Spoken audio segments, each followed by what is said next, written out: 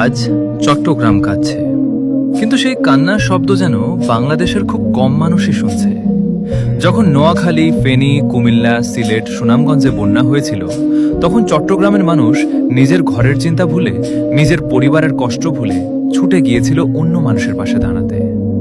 কেউ জিজ্ঞেস করেনি ওরা কোন জেলার, কারণ বিপদে মানুষের একটাই পরিচয়, সে একজন মানুষ।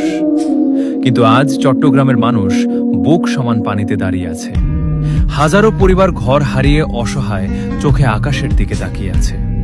শিশুরা না খেয়ে কাঁদছে, মায়েরা সন্তানকে বুকে চেপে ধরে রাত কাটাচ্ছে।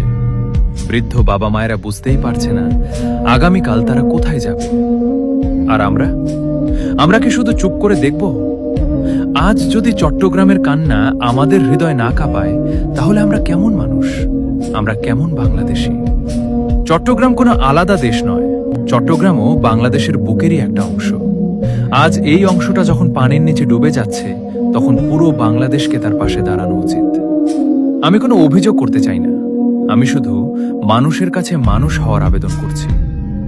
আজ চট্টগ্রামের পাশে দাঁড়ান। একটা ফোন, একটা পোস্ট, একটু সাহায্য, একটু সহানুভূতি, হয়তো কারো জীবনে বাঁচার আশা হয়ে যাবে।